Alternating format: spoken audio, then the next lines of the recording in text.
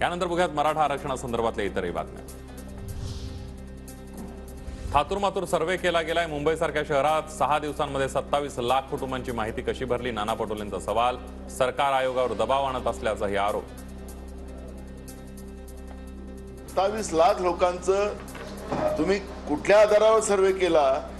जो थातूर-मातूर जो सर्वे आपण केला, पुन्हा आपण या घोटाळा आरक्षण देऊन पुन्हा आपण मराठा समाजाला फसवणार आहात का? हा पहिला प्रश्न आहे।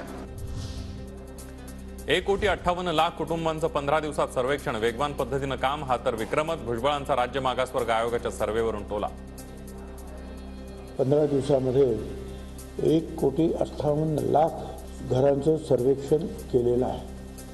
खरं म्हणजे हा विक्रम आहे 15 दिवसामध्ये एवढं करणं। खरं म्हणजे आणखीन 15 दिवस दिले तर सगळ्या महाराष्ट्राची जातीगणना ती सुद्धा होऊन जाईल। 23 जानेवारी 2024 पासून सर्वेक्षणाला सुरुवात। 1,58,00,000 लोकांचा सर्वे। अहवालामध्ये आम्ही त्रुटी नमूद केल्यात। राज्य मागासवर्ग आयोगाचे अध्यक्ष सुनील शुक्रेंची माहिती। जरांगे पाटलांच्या आंदोलनाचं फलित, शिंदेंनी त्यांच्या मागण्या पूर्ण केल्यात। 20 तारखेला मोठा निर्णय होईल। संजय शिरसाड्यांची प्रतिक्रिया। जरांगे शिंदेंना बदनाम करण्याचा काहींचा डाव। जरांगे पाटलांनी उपोषण मागे घेण्याचं केलं आवाहन। सोलापुरात सर्वपक्षीय आमदारांच्या घरासमोर मराठा बांधवांकडून आंदोलन। भाजपच्या आमदार विजयकुमार देशमुखांच्या घराबाहेर सकल मराठा क्रांती मोर्चाचं आंदोलन।